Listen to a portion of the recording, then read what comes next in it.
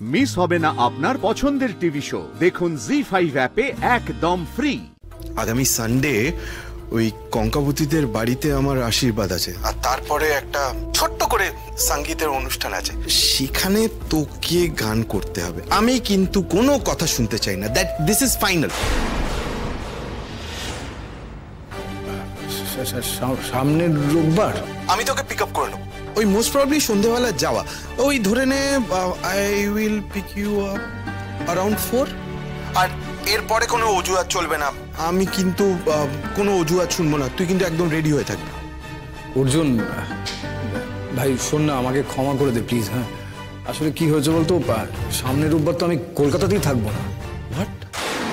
এই wait a minute, তুই কি মজা করছিস আমার সাথে? না না, মজা করবো কেন, এটা অনেক আগে থেকেই ফিক্স হয়ে আছে, বিশ্বাস কর। সামনের রোববার সকাল সকাল আমাকে বর্ধমান যেতেই হবে, একটা খুব জরুরি অর্ডার আছে রে ওখানকার ইউনিভার্সিটিতে। তুই তো জানিস আমার অর্ডারগুলো আমাকেই ডেলিভারি করতে হয়।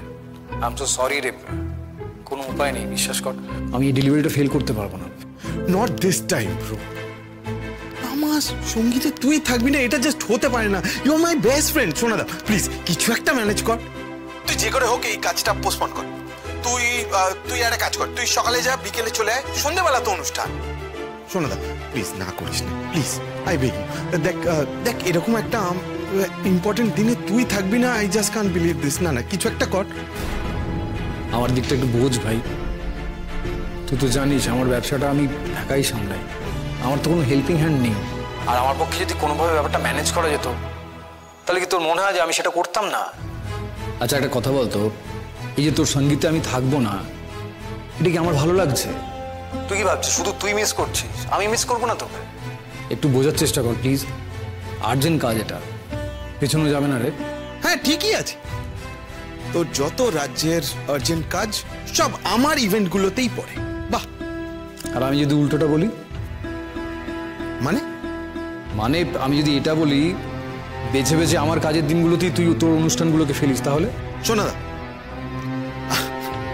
আমি না তোর সাথে কথায় পারবো না, বাট একটা কথা মাথায় ঢুকিয়ে নি, তোর এই যত রাজ্যের কাজকর্ম আমার বিয়ের দিনগুলোতে যদি পড়ে তাহলে কিন্তু আমি বিয়েটাই করবো না। আই মিন ইট।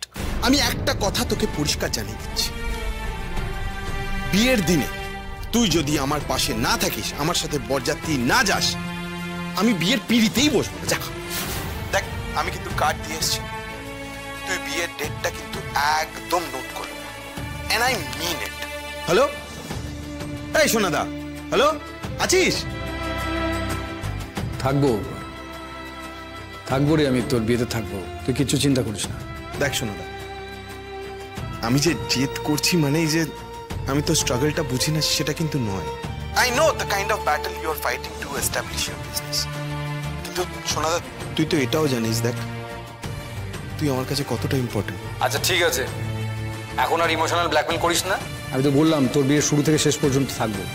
না না, এবার শুধু থাকবো বললে হবে না, you have to promise me right now.